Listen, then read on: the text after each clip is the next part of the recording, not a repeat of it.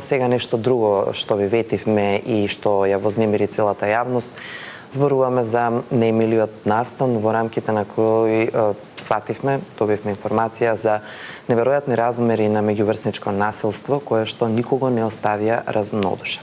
Затоа вклучуваме во живо Оливер Иванов зборува на оваа тема во продолжение, а потоа ја разработуваме уште подлабоко. Оли, добро утро и повели.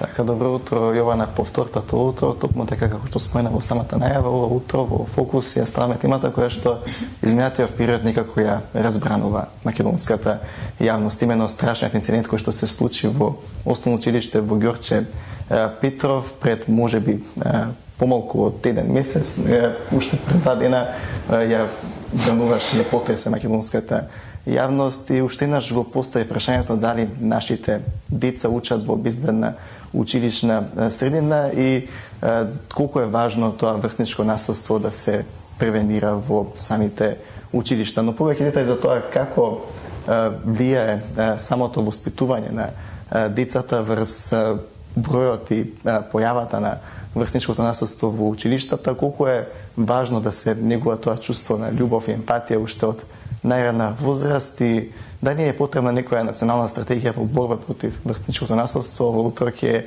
поразговарам со господјата Тина Данаска, која што е лиценциран психолог и семејен и системски советник. Добро утро и добро утро нашата утринска. Добро ве најдов, добро утро на вас и на вашите гледачи. Така, за почеток на овој разговор, каде би можеле да ги бараме причините за ваквото однесување кај децата? Дали тоа е прецена недостаток на љубов и емпатија која што тие ја немаат добиено уште од најрана возраст од нивните родители, во нивниот дом и во нивното семејство? Секако дека дел од приказната може да биде ова што го кажувате како можна причина, но тоа е еден дел од еден фактор од се што може да влијаат многу работи. Ние во семејна терапија зборуваме за дисфункционалност на семејните системи, тоа е секако. Меѓутоа не смееме да се изземеме од сите други влијанија, како што е да речеме влијанието на самиот контекст во кој што живееме. Знаете, не е исто дали сте во моментов во Палестина или на Тибет некаде, не е исто, контекстот влијае.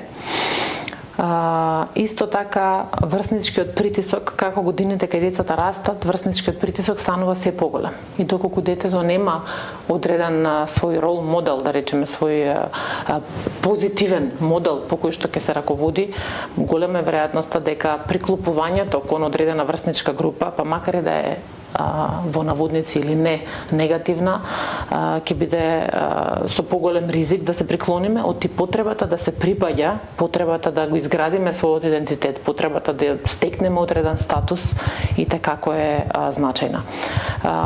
Во меѓувреме да не заборавиме дека одгледувањето на нашите деца, освен сите овие нешта што ги спомнавме, како на некој начин да им ја дадовме и на социјалните мрежи, односно таа задача на некој начин како да ја малку оставивме вака и на социјалните мрежи и се разбира дека содржината и таму која што ја гледаме и така како влијае.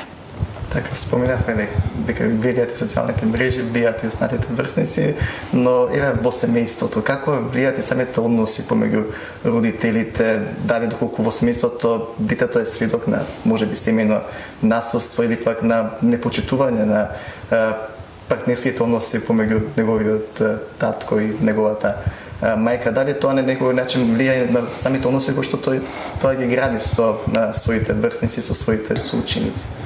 Апсолутно влијае. Ние многу често знаеме да кажеме, па тоа го имате и во нашите поговорки, често се случува да кажеме крушата под круша паѓа и така натака и така натака. Меѓутоа не секогаш е тоа случај. Понекогаш имаме вакви ситуации кои што произлегуваат од тој врснички притисок, а ја гледате посветеноста во и функционалноста во системот. И тоа многу зависи од годините во кои што детето се наоѓа. Како детето расте, се повеќе време поминува и надвор од домот. Тоа значи дека влијанието на врсниците, влијанието на се она што се случува надвор, времето кое што го поминува детето надвор е се поголемо, а помало е времето дома. од овој аспект гледано може да се каже дека таа функционалност и таа градење на тој однос, блискоста во домот и сите тие нешта детето би требало и секако во текот на целиот живот да ги добива, меѓутоа круцијални и важни се и како овие први години каде детето нема други рол модели, нема други возрастни луѓе кои што се грижат за него на тој начин, туку е присутно баш во домот највеќе, тука учи што е добро, што не е, што е посакувано, што не е, што е грижа, што е нега, што е топлина, што е и последица на одредено однесување. Така да, веројатно, семејството и како е еден од клучните фактори во градењето на целокупната личност. Така ги споменавме пред малку и социјалните мрежи, многу од децата денеска поминуваат многу време на социјалните мрежи и често на тие социјални мрежи можеме да налетаме на такви содржини кои што потекнуваат на насилство, на агресивно однесување. Колку е важна самата контрола на содржините кои што ги гледа детето на социјалните мрежи од страна на родителот и дали постои некаков начин тоа да се направи, дали денеска повеќе социјални мрежи воведуваат некои системи на контрола на самите содржини кои што ги гледа детето и дали ги препознава дека децата немаат 16-18 години, колку е предвидено за тие социјални мрежи да се користат, дали се прави нешто на оваа поле? Прашањето е на место и сите приметуваме и гледаме низ годиниве дека тој ефект се повеќе се засилува и ќе направам една паралела. Ако имаме едно мало дете и гледаме дека се доближува до штекерот, ние веднаш сите реагираме, затоа што знаеме дека тоа е животно загрозувачки. Овде ние не знаеме што има позади тој голем прозорец на информации и сите тие социјални мрежи и сите ликови кои што се позади тоа и каква опасност може да биде тоа за детето, меѓутоа бидејќи е тука присутно или е, не знам, ова мало телефонче, мало гаджетче, па можеби не така не вознемирува. Но ако малку подобро навлезете во однесувањата на децата и ако малку родителите покажат и имаат, да речеме, пристап до темите кои што се гледаат таму, голем дел од нив би биле многу изненадени. Што значи тоа? Тоа значи дека овие филтри децата не можат сами да ги постават. Исто како што малото дете не знае со штекерот, така и овде. Ова се деца кои што се малтене родени во генерацијата, родени во технологијата, со технологијата и така натака. И сето тоа многу влие, вклучително влие и на нивната зависност. Оти ние сме сите возрастни, а сме зависни, вртиме, стануваме од себе или скроламе со телефоните, тука ги добиваме сите информации, од тука се јавуваме, тука праќаме мејлови и така натака. А што постанува за едно помало дете? Сега, бидејќи зборуваме веќе за адолесценти во овој случај, тоа внимание што се бара и што се добива на социјалните мрежи, многу често и негативно, не знам, преку број на лајкови, преку што поексплицитна или по, не знам, агресивна или што по не секојдневна содржина, тоа поголем број на лајкови и поголем број на внимание и тоа некаков фидбек за мојата важност и така натака. Се плашам дека на долг рок тоа не влијае добро на градење на сите оние доблести и вредности кои што едно дете би требало да ги има. Така да, во однос на прашањето дали би требало да има контрола, апсолутно да, на содржината пред се кое што децата ја имаат како достапност, меѓутоа и на самото време траење. Дури имаме веќе и истражувања кои што и дел од земјите во светот кои што се враќаат назад на оној традиционален модел на учење, па да isfрлат лаптопи, да isfрлат таблети, да ги isfрлат сите тие работи, да се вратат нели на што викаме листи перо, така, бидејќи ги увидоа негативните последици на фокусот, на вниманието и на сите други работи. Контрола, апсолутно да, тоа не значи да родителот на 18 годишно дете му диша во врат. Апсолутно не. Меѓутоа да му објасни, да му помогне да дојде до идејата преку разговор што е тоа што е корисно за него, што не е, зошто не е корисно, кои се последиците од одредено однесување и така натака и така натака. Така споменавте дека децата во последно време поминуваат многу почесто време надвор отколку дома, па им влијаат и на тие контакти, на самиот карактер и односите со самите врсници.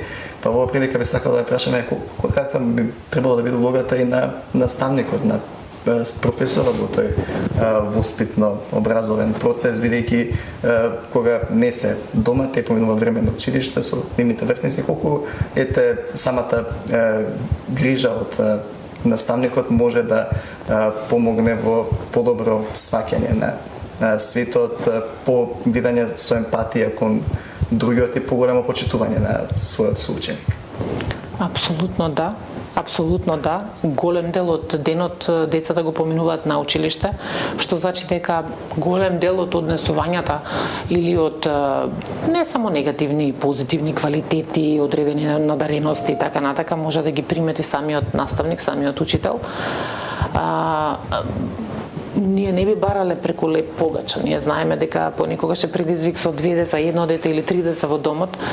Не можеме да очекуваме дека подеднакво 30 деца ќе бидат спазени и загрижени и така натака од страна на наставникот. Односно очекуваме, но треба да имаме идеја, нели, што точно очекуваме там. Би додала дека можеби најклучно овде е соработката, тимската, односно системската соработка помеѓу овие системи, да речеме систем училиште, систем одредена институција, систем домот, систем родители и така натака, бидејќи за да учителот има таква моќна и згрижувачка улога, родителот треба тоа да го дозволи.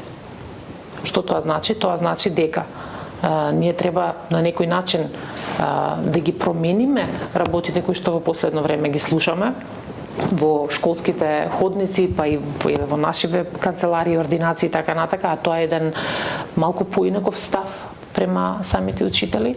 Ако учител даде одредена забелешка или смета дека треба нешто да не го доживееме тоа како атак, како напад, туку да видиме што е тоа што можеме да го направиме со нашето дете и на тој начин да им покажеме и на децата дека и учителот е фигура која што треба да се почитува и која што е на некој начин авторитет. Под авторитет не се подразбира само права, се подразбира и одредена одговорност која што тој човек ја носи. Ви благодарам многу за разговор и се надам дека со истиот ќе инспирираме работите да се променат на подобро. Искрено се надевам и охрабрувам да што повеќе разговори родителите ги обават во својот дом со своите деца, да поминат повеќе време, да инвестираат во тој однос, бидејќи тој однос е клучен за добро ментално здравје.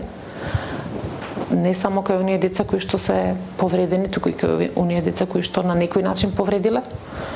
И се разбира да се обратат до сите можни стручни служби, да се превземе акција кога е тоа потребно. Како наставник, како класен раководител, како педагог, психолог во самата служба, но доколку има потреба и повеќе од тоа. Благодарам уште еднаш. Ние колеги, доколку немате никое дополнително прашање, во оваа прилика би се одјавиле со ова посебно вклучување во живот за денес. Имаме многу дополнителни прашања, Оливер, за жал немаме доволно време, но она што ветуваме е дека и утре и многу денови од сега ќе се занимаваме со истата тема, затоа што ни обврска да зборуваме за ова и да дадеме свој придонес во ставањето крај на оваа работа.